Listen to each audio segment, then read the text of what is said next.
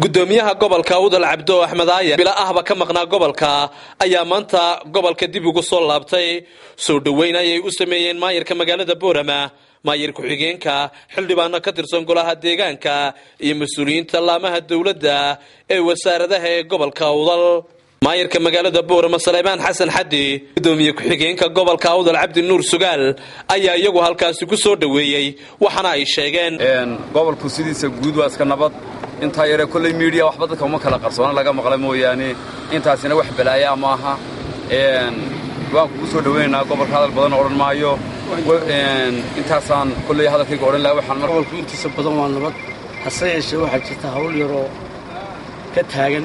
xadka iyo quljeed hawshaasaan hawsha lagu daraynahaa qolo wasiiriyo badan oo inala joogaan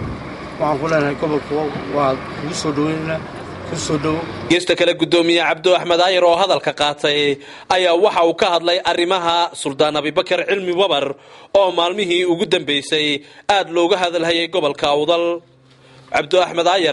oo arrimahaas ka hadlayna waxa uu sheegay suldaanka waxaan ugu baaqiyaa in waxaan jeclahay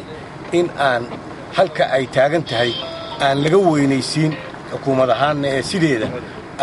loo qiimeeyo arrinka oo qiimaha uu leeyahay uu lagu saleeyo waxaan isleeyahay uma baahna ciidamo badan iyo ciidamadan gobolka la keenay in loo adeegsado iminka waqtigan xadirka waxay u baahan tahay waa in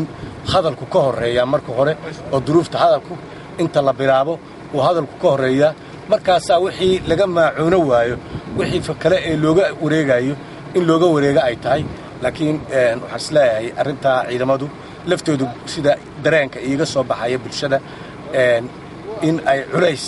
dareemeen oo waxa de qofku markaan u baran gobol u bartay maaha gobol iska degan buu ahaa oo nabada inta badan sida darteed culayshadaas uma baran meelaha qaarkood danka bay galeen waxay u arki lahaayeen wax caadi ah laakiin caadi uma araga waxay u arkeen pressure iyo culays badan oo saaran Axmed Deriya Ciltire shabakada wararka ee Boorama online magaalada Boorama